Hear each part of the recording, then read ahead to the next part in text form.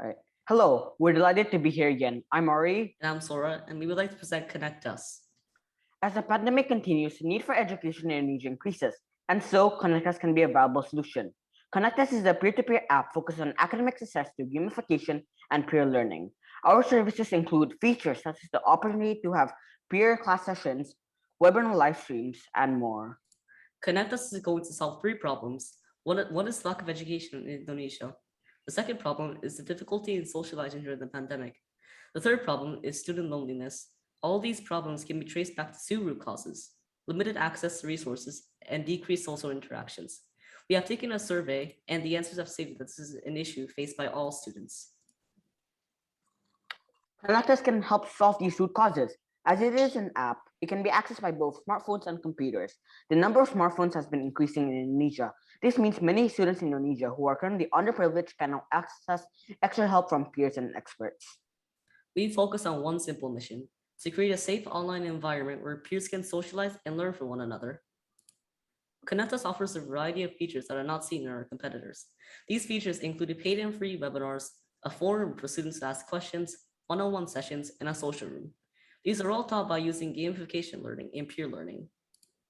As peer learning is still a relatively new topic, we've created a way to ensure quality. Huh? An application process is required before you can tutor. Tutors can be rated, and finally, we will do some random check-ins to ensure that they are doing their job. Who are our target customers? Well, we're currently targeting B2C and B2B. Our B2C can also double as a social impact. We want to target kids ages from 10 to 17 who otherwise cannot afford any external help due to financial reasons. Our B2B is targeting high schools. While they can provide us with tutors, they also get an opportunity to scout out some potential candidates. In total, we have 5 sources of revenue. Our main revenue model is a subscription module, which can be bought for $5 a month for certain perks. The second revenue model is through webinars and live streams, which can be bought for $5 to $10. Another aspect of our revenue model is taking a 10% cut for one-to-one sessions taught by professionals. Lastly, we're able to award questions or answers in our forum request section. We're estimating a profit of around $200,000 by our second year.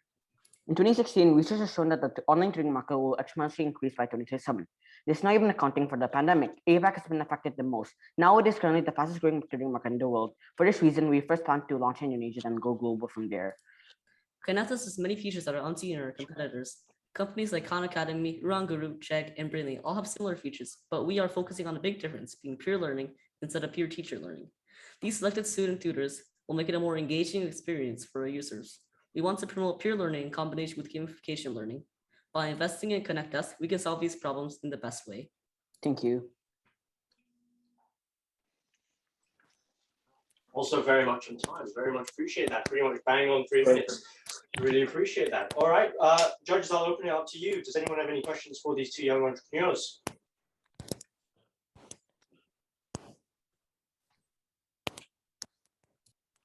Yes, Pastor. Kick off. Oh, Basim, you go ahead first. I can see your hand up. Please go ahead, please. Okay, I was just going to say the comment that was made somewhere earlier in around one of the ideas that can displace or disrupt a lot of the others in the education space is probably true. So congratulations, guys. You've really come up with a fantastic idea here. It's very timely, and as you pointed out, particularly from a COVID perspective, but even without COVID, I think that we are moving as a society and generation into a much more collaborative, peer-to-peer style of working and learning. So, you really are definitely onto something that's incredibly relevant. For me, my question might be back to research again, and I had a similar question for the previous presenter, Ava. Just tell me a little bit more about, you obviously are students yourself, so you can always come from your own perspective. But tell me a little bit about who else you spoke to and how you actually decided that there was a good market for this and there is some demand for what you're proposing. I'll answer this question. So we've actually taken a survey. So could you go to the survey slide? Yep. And we've interviewed students, parents, and teachers of a sample size of over 50 people, and currently this is a problem faced by most people as we ask how much they socialized. how effective online learning was for them, and what they thought the best way to learn was. Uh, Obviously, the best way to learn that we identified was gamification and peer learning. So that is how we got our further research from other students, teachers, and parents. Great. That's a really good insight, actually, and I've seen the similar trend. Very interesting. Basim, you had a question. I'll let you go. Yeah, no worries. Thanks. That was very interesting presentation and very timely and very well presented. You two.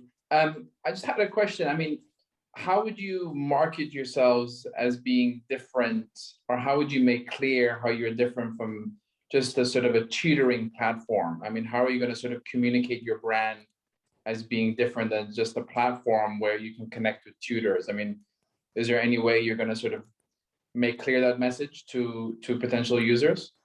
Yeah, one big difference is that we're going to use peer learning instead of peer teacher learning. So for example, we can use selected student tutors to teach other students instead of other teachers teaching other students. And I assume that in terms of marketing on social media or other marketing platforms, you're going to make clear that message in terms of that's what your brand stands for, and that's how you distinguish yourself from Correct. tutoring platforms? Correct. That is actually why we chose from students to students. Goodness, that's great. That's great.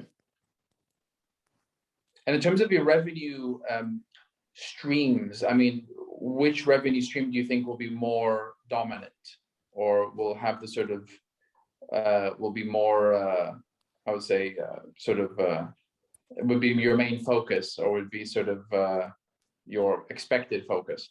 So our two main focuses are probably the webinars as well as the revenue model. Sorry, not the subscription model, because we believe that there's the most opportunity in those two models. So yeah. And you're targeting what type of kids are you targeting within Indonesia or globally? Is it you mentioned sort of disadvantaged, or those that might not have access to these? So do you think they would be willing to pay the subscription, and number two, do you think the affordability would be an issue? While it is true that the affordability can be an issue, we've tried our best to look at our the minimum wage, and we've made our prices based on that. So okay. I don't think very good. That's much of an issue. Okay, thanks, boys. Thank you. Hi guys, Ishan here. I enjoyed your presentation. The one thing me was the fact the phrase to students. I think that's a very powerful brand. That's congrats on that. You do a lot with that one. But on that same point, I would like to ask you, you know, from an education point of view, especially with the subscription model, there's a certain quality that of education that would be required and expected when people pay for a service. So just wanted to check with you, how do you, you know, ensure that the quality of the education that the students are getting are of a certain quality? And if it is not, what would you be doing about that? So how do you sort of switch in and switch out? How do you ensure that the quality is consistent as you scale? Sora, do you want to answer it? Yeah. So to answer that question, so before the student tutors are going to be able to teach these students, they're going to have to go through the application process where they'll be checked to see if they're suitable to teach other kids. And then while tutoring, they will there'll also be random check-ins to make sure that they were actually doing their job. Okay, thank you. To add for okay, thank you. Sorry, you were saying? To add further to what Sora said, something we have not mentioned in our script is that we plan to have hired professional to mentor the students to provide the good amount, the best tutoring service they can offer. Excellent. Cool. Very cool. All right, folks. Cisco, I'm sorry if you have a question, but we're going to jump straight into the polls here. Ari, Sora, that was wonderful. Thank you so much. I'd like to ask you a question just as the poll is up. Can you answer this for me, boys? How was it in terms of working together as a team? Were there any challenges that you faced?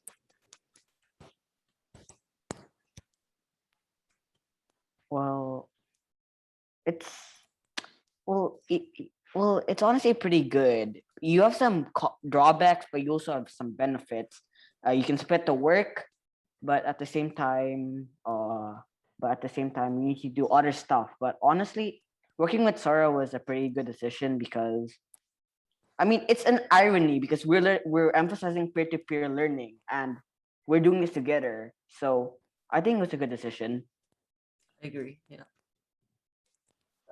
That's lovely to hear. Judges, if I can just direct you to remind you to fill in your scoring one so that I can move this when I can, that would be amazing. But other than that, thank you, boys. Really appreciate the effort you put into that, particularly to try and play off each other as well and work the different slides. So well done.